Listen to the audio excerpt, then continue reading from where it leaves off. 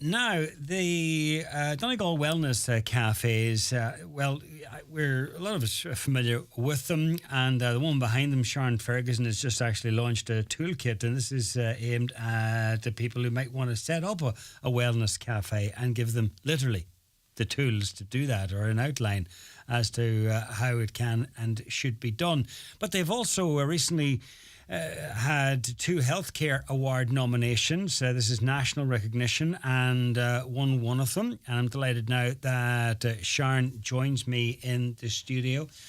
Sharon, congratulations, first of all. Thank you, John. The one that you won was what? Patient, lifestyle and education, I think. It is. It says it here, actually. Yeah. You're 100% right. But it's the national recognition, I suppose, that makes a difference, is it?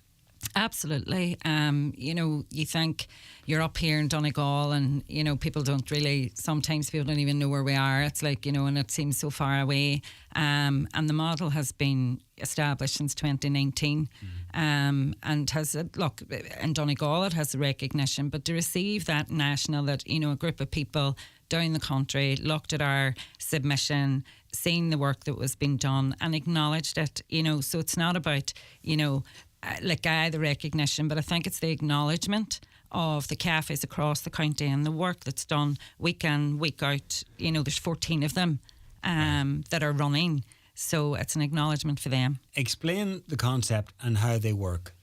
So the concept of the cafes, it's really about a social model. So I had been working in services, and there's mental health services here in Donegal, and there's lots of great programs, but they last 8 weeks, 6 weeks, whatever, and people come out and they attend, and then you're kind of just saying to people, right, away back home now until the next thing's put on for you. And I noticed a gap around, just that social piece, that people just would meet up like you or I for a cup of tea or coffee and just have a chat. Wellness cafes aren't new, but ours is unique in Donegal for a number of reasons. First off, when I first sat down with people to talk about, a wellness cafe, what it would look like, the first thing they said was, we don't want another support group. It is not that. But what it is a supportive environment. The second thing is that it's not funded. So it sits within businesses. So it's self-funded. So people come in, pay for their own teas and coffees.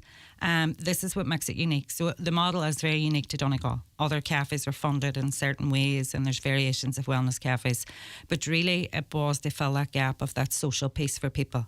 There was people, who've been in services, mental health services for a very long time and had no social outlets. They didn't feel part of their own communities. They were coming onto services. They were, as I say, joining programs, but there was nothing sustainable or nothing they could say they could pop onto every week. Also, the fact that there's no expectation.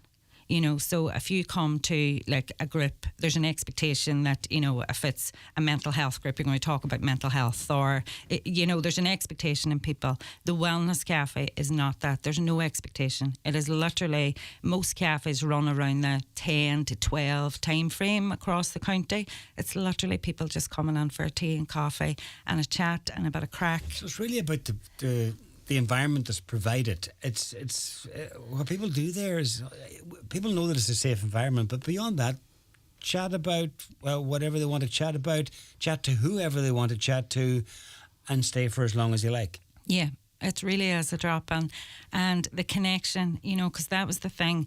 People didn't feel connected within their own communities. Now, when we started in Letterkenny, I suppose, look, we're urban, it's a big town, there's more opportunity for people to connect. And there's a bit of anonymity as well, because there's still a lot of stigma around mental health. Now, not so much mental health, that's probably wrong, because there's a lot of talk around mental health, but we don't talk about mental illness. And there's a lot of stigma still attached to that. So people even get into, like a community centre, if it was sat in a community centre, and community centres will agree with me in this because they've seen this, they won't cross over the threshold because such and such works there and knows everything, and there's an attachment to that, where with sitting within a business, that is a cafe, like you're just coming in like everybody else does. Yeah, absolutely. And some people might find that hard to grasp, that, like people couldn't go on and sit and have cups of teas and coffee. There's a lot of people isolated that didn't have, somebody to go and have a cup of tea or coffee with. or didn't feel comfortable. So the wellness cafes opened that up. So don't have what the rest of us sort of take for granted. Absolutely. Yeah. Yeah. So that fills that gap. Fills that gap. And the beauty of having it in 14 different centres is there's one, fairly near you. Yes, yeah. They're all around the county now. They work in different ways. They all look a wee bit different. And that was important to us as well. Like we set up in Letterkenny, I wrote training to capture our learning because I kind of knew, I think other people's going to look to have this. So, how can we capture what we're doing that we can share that experience? But it was very important for us when we went out around other towns and villages across the county that they had their own autonomy and that they could, because the needs are different in different places. Yeah. Some areas struggle with transport. Some areas around the county are maybe very seasonal. So cafes would struggle. One size fits all, you'd be doomed to failure almost. Doomed to failure, so I suppose the core of it, the core values of the cafe is really what we impress on people, this is what it's set up for. Number one, it's not a support group. You don't need funding to run it. That peers, and we talk about peers in mental health services, we talk about people with lived experience. But then again, we've all got lived experience. We have all struggled with our mental health at some point in our lives, with various things. But peers is used in that context in mental health. So the peers are leading it. So it's the people with lived experience are at the heart of it. And services and everything else then come in around and support them to facilitate the cafes every week so there's somebody there. And that it's just a welcoming spot, So if I'm in Malin or Glencullen or Dunlow or St Johnson or whatever, and I'm thinking that might be a good fit for me, I wouldn't mind going along to one of them. Where do I find out about it? So we have a Facebook page, Donegal Wellness Cafes, and two of our peers, Marie and Noreen, are great at managing that page. And so there's they would update every week on where, what cafes are on where. There is like a map of the county and all the dates and times of all the cafes where they're on the days of the week. They vary. Yes, they do vary. Right. So some cafes like Letterkenny would be weekly, Lifford is weekly. There's a few of them that are on weekly. The Rossgill Peninsula, so Downings and Ramelton, they do like fortnight about, so they alternate their cafe. And in a way they're as good as the people that come along to them and, for want of a better word, support them. But it's not about supporting them, it's just about just coming along and kind of supporting yourself or... and what I'm imagining here is it would help people who are on a journey, people who might be, have some mental health struggles, and there's just maybe a bridge. It could be a bridge for a while, and that's all it would take, but would be an important one.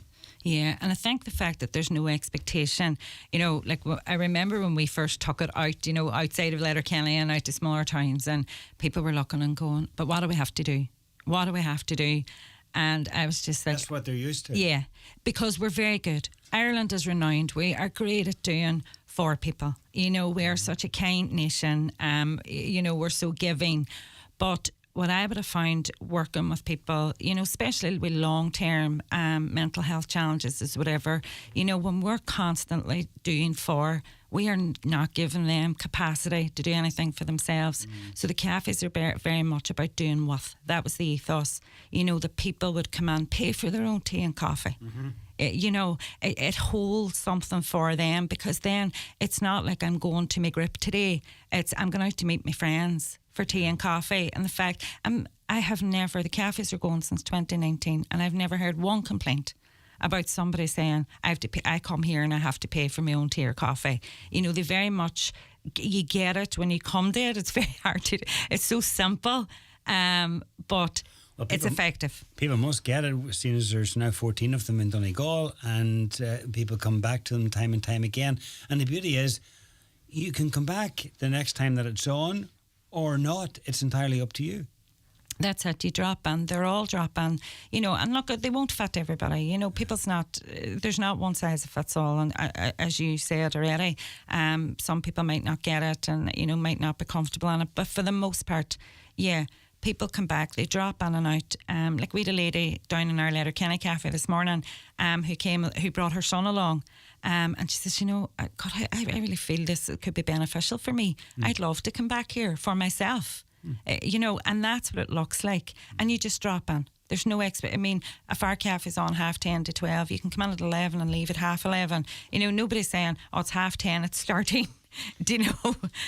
Or you have to leave at 12 o'clock. They could be still sitting there at 12:30, 1. But I would imagine that peers are important to have on board and to retain, because somebody needs to, for want of a better word, oversee it. Just make sure that it's set up, running smoothly, and then step back or whatever. Yeah, so there's development groups across the county. So they would consist of the peers, the people with lived experience, HSE mental health staff, social prescribing have been a huge, addition to this and supporting people around the cafes.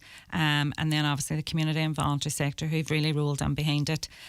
So the role of the development group is they, keep the cafe going every week. So we would train up what we call peer facilitators, and their kind of role within the cafe is if there is a new person coming in, that they would be greeted, and because it's nervous coming through the threshold for anybody and to any new environment. So that would be their role. And we would do other things like first fortnight. So there's other things that have spun off because of the cafes. So I would involve the peers in a lot of stuff like that, around, like, should it be presenting at conferences? The model has, we've been asked to Trinity. We've been to Trinity now 3 times to their international conference. We were in Oxford to the mental health nursing academic researchers last year. We've been invited back this year. There's a real appetite for it, and I bring the peers with me, and it's an opportunity for them to stand up and talk about the cafes, and spaces that they never would have, got to do before. We have 2 peers from the cafes who sit on a national panel. I would have sat on the Donegal Mental Health Management team as a service user rep. So it's about that piece. It's them having their voice heard within mental health services, but in a group that is supportive of them, to do that is really important. So the peer element of it is key. That network that we're trying to build across the county, so that people with lived experience of mental health challenges, don't feel on their own and feel part of something bigger. And it just, I don't know, it just brings something. People are so happy to be part of it, and celebrating that they're part of the cafes. Almost sounds like a movement. The beauty of this toolkit is that anyone beyond Donegal can take it and follow the guidelines and set up a wellness cafe. Yeah, so we've had a few calls from Cork and Clare, and I've said it numerous occasions. So the cafes aren't funded. We did, when we first started Donegal Mind Wellness, and Majella O'Donnell was very kind in giving us some funding to roll out the training across the county, but the cafes in of themselves are not. So we don't have capacity to be travelling to Cork and Clare, to set up cafes. So the toolkit was the best way to go. We're hoping to do a big launch of it now in early September and share it broad and wide. So wherever you are, if you want to set up a wellness cafe, the toolkit's there. It's a guide. Okay. It's how we done it. It worked for us, and we're just trying to share our knowledge, and the barriers and challenges so that you can anticipate them. It's very honest. And it was co-produced. Everybody's had their eyes on it, and everybody has inputted into it. So that'll be launched now in early September when we get the final draft. Okay. Well, listen, it was a brilliant concept, and it's been a brilliant success. 14 around Donegal, no doubt many more dotted around the country before very long. And the best of luck with the toolkit as well. And bear in mind, this is led by peers, and it's all volunteers. So I mentioned there, it almost sounds like a movement. Well, in a way it is, and it's as strong as the people who use it, who come along weekly or bi-weekly or whatever. Yeah, absolutely. Look, it wouldn't be. I mean, I said when I started, I wrote the model, I developed it, but I says I'm not running wellness cafes. I don't have the capacity. And it's the people on the ground, week in, week out, that deserve the credit for this. They do keep it going. And the peer network that's building across the county. And it's really great to see that we have a voice for mental health services across the country. And there's regular updates on social media. Check it out. Wellness cafes. Sharon, thank you very much. John, thank you so much for having me. Thank you. At Heron Auto Opel, we're half full type of people, which is how we come up with the Opel 50